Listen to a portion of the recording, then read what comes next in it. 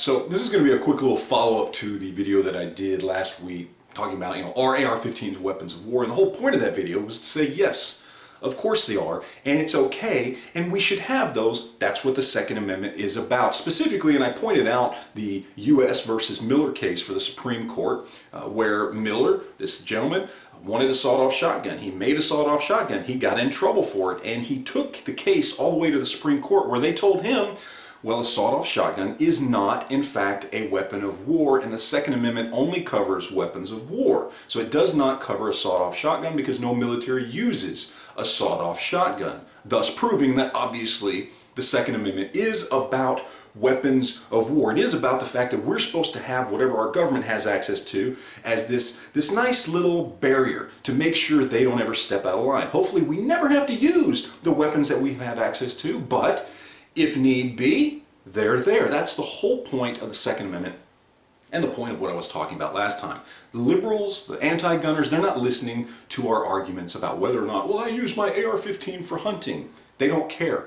It doesn't matter. I don't own any AR-15s for hunting. Almost every single AR-15 owner I know has never hunted with their AR-15, so let's stop perpetuating this. Yes, a lot of hunters do use AR-15s, but let's not be dishonest and let's not start from a place of defense. Let's start from a place of offense when we're having these conversations, right? Makes sense, okay?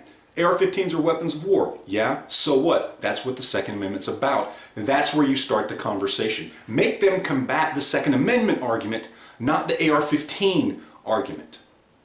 Now, when I did that video, most of you guys understood what I was saying and agreed, some didn't, and I want to kind of address some of those points. Some people were saying basically that, well, people don't understand the difference between an AR-15 and an M4, and they don't understand military versus civilian rifles, and that's the problem here. And again, let's stop kidding ourselves. Let's stop being on the defense. First of all, they don't care about the differences. Second of all, let's all be honest with ourselves real quick. The differences are so insignificant, tactically speaking, combat-wise. Many people in the military don't use full auto, okay? Let's understand that. Occasionally they use select fire. Most people will tell you, veterans I've talked to have told me repeatedly that semi-auto is the preferred method for firing your firearm when you are in combat.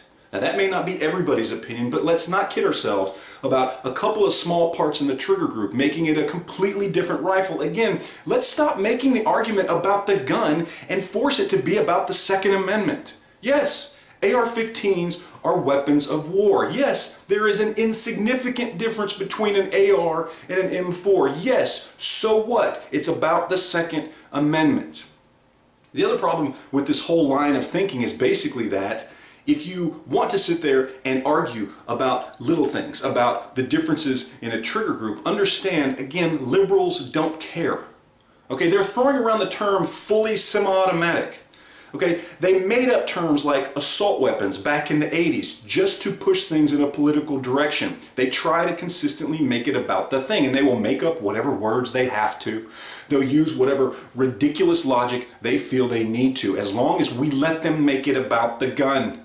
Stop letting them make it about the gun. Make it about the Second Amendment. Something that they have a harder time getting around. Something that they're going to have a harder time disproving because they can't. Because the evidence is there. Again, all the way up to the Supreme Court, to the founding of our country, we can prove what the Second Amendment means. Let's stop arguing about trigger groups. Let's stop arguing about what is or isn't an assault weapon, and let's put the argument where it needs to be.